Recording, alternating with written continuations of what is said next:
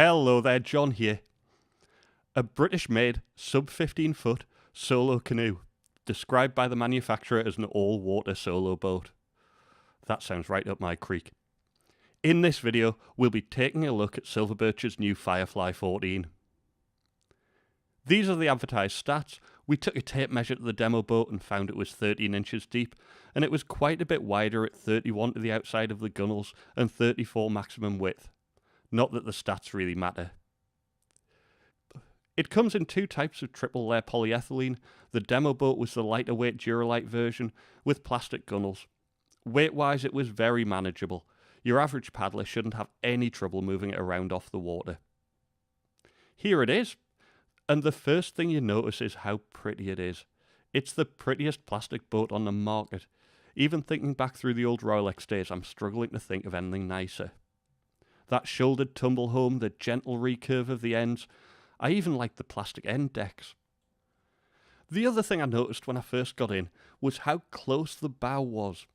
My Mad River guide is only 3 inches longer, but the bow feels more like a foot further away.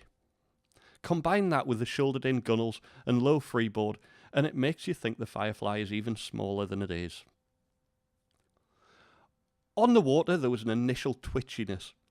Like the Novacraft Supernova, the Firefly relies on secondary stability. But unlike the Supernova that flops from side to side and I never got used to, the secondary stability of the Firefly kicks in almost immediately, and it firms up really nicely. After 10 minutes on the water, the twitch was unnoticeable, and it just transitioned beautifully from edge to edge with plenty of feedback pushing through the knees. Throwing a stick at the water, the Firefly accelerates really well and easily gets to a really good cruising speed. Turning is nice enough. It doesn't dance like a big prospector. It's too low volume to really lift its ends when you heel. But it's only 14 feet long, so we're not trying to turn an oil tanker here. Shifting up to the slightly bigger Rapid, all that performance held up really nicely. Crosses, S-turns, break-in and break-outs, all are quick, smooth and stable. Because it's small and relatively light, it goes with very little effort, and there's more than enough speed and agility there to keep you on a dry line through a rapid. I really liked this boat, but like any boat, it's not perfect. Because of the boat's speed, it likes to be driven at things, and it hasn't got the depth to back that up. Add in the pretty recurved ends, and it makes for a bit of a wet ride. That's the Firefly on the left and the Broadlands 15 on the right. I've been playing in the Broadlands on this section for 10 minutes, but the airbag is bone dry. You can see the splashing coming in on the Firefly. It's not enough splash to swamp the boat, but those aren't big swampy waves. The other minor thing that concerns me is that the demo boat was already showing a few scratches and scuffs around the shoulder where the paddle shaft had caught the boat rather than the gunnel as people had steered. I say it's a minor thing, because it could easily be fixed with a little strip of keel easy on the shoulder around the seat on the paddling side. So in conclusion, I love this boat. It's great fun to paddle. But I have to be honest, I'm a little bit disappointed. It's not the all-water boat that Silverbirch originally told us it would be. It's just too wet a ride. Don't get me wrong, the boat paddles beautifully. I think most of the problem is above the waterline.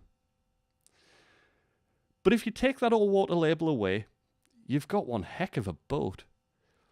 What Silverbirch have created is an amazing little flat water through to grade 2 day boat for an average weight or lighter paddler.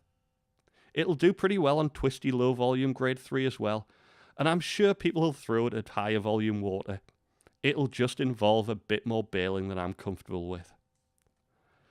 Throw average camping kit or a bigger paddler in there and it's going to become more of a nice little straight running cruiser. The Firefly is really pretty. It moves really nicely, the weight is easily manageable off the water, the plastic is bomb-proof, and as of September 2018, it's 1,200 quid for the lightweight version we paddled. So I'm pretty sure Silverbirch are onto another winner. If you've paddled the Firefly, let me know what you thought of it down below. And do the usual things, like, share and subscribe down there too. I hope this has been helpful. Bye bye.